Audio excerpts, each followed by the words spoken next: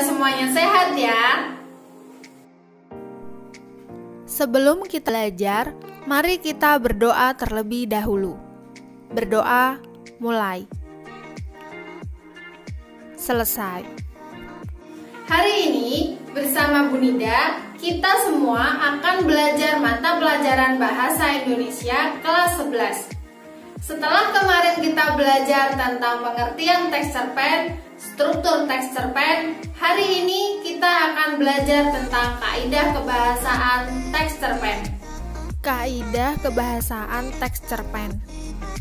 Kaidah kebahasaan teks cerpen adalah penggunaan, pemilihan, serta penempatan kata yang sering dipakai dalam membangun frasa dan kalimat untuk membentuk sebuah rangkaian cerita. Cerpen memiliki ciri-ciri kebahasaan sebagai berikut. 1. Banyak menggunakan kalimat bermakna lampau yang ditandai oleh fungsi-fungsi keterangan yang bermakna kelampauan, seperti ketika itu, beberapa tahun yang lalu, dan telah terjadi. 2. Banyak menggunakan kata yang menyatakan urutan waktu. Konjungsi kronologis. Contoh, sejak saat itu, setelah itu, mula-mula, dan kemudian. 3. Banyak menggunakan kata kerja yang menggambarkan suatu peristiwa yang terjadi, seperti menyuruh, membersihkan, menawari, melompat, dan menghindar. 4. Banyak menggunakan kata kerja yang menunjukkan kalimat tak langsung sebagai cara menceritakan tuturan seorang tokoh oleh pengarang. Contoh, mengatakan bahwa, menceritakan tentang, mengungkapkan, menanyakan, menyatakan, dan menuturkan. 5.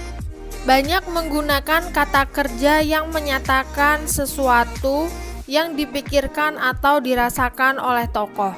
Contoh, merasakan, menginginkan, mengharapkan, mendambakan, dan mengalami.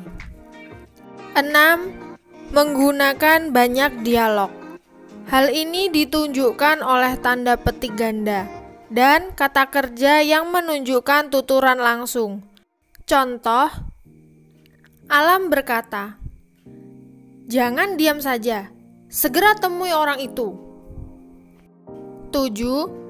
Menggunakan kata-kata sifat untuk menggambarkan tokoh, tempat, atau suasana. Contoh, segala sesuatu tampak berada dalam kendali sekarang. Bahkan, kamarnya sekarang sangat rapi dan bersih. Penggunaan kata keterangan. Di dalam cerpen, terdapat penggunaan kaidah kebahasaan yang berfungsi untuk mendeskripsikan latar tempat dan waktu. Pasti, kamu akan menemukan beberapa kata-kata keterangan untuk menggambarkan latar tersebut. Gaya bahasa. Teks cerpen biasanya mengandung gaya bahasa atau biasa disebut dengan majas yang berfungsi untuk memperkaya keindahan cerita. Meskipun begitu, gaya bahasa yang digunakan dalam teks cerpen juga cenderung lebih efektif dan komunikatif. Bahasa tidak baku. Cerpen biasanya menggunakan bahasa yang tidak baku agar pembaca bisa lebih dekat dengan cerpen yang sedang dibacanya. Penggunaan kalimat langsung dan tidak langsung. Seorang cerpenis harus ahli menggunakan dua jenis kata ini. Penerapannya yang sering kita lihat berguna untuk membangun percakapan di dalam cerpen. Kalimat langsung. Kalimat ini merupakan hasil kutipan dari ucapan seseorang tanpa melalui perantara dan tanpa mengubah sedikitpun apa yang ia utarakan. Contoh, Riana akan pulang nanti sore. Desti memberi kabar. Andi berkata, seharusnya kita belajar lebih giat lagi. Kalimat tidak langsung. Kalimat ini merupakan kalimat yang menceritakan kembali isi atau pokok ucapan yang pernah disampaikan seseorang tanpa perlu mengutip keseluruhan kalimatnya.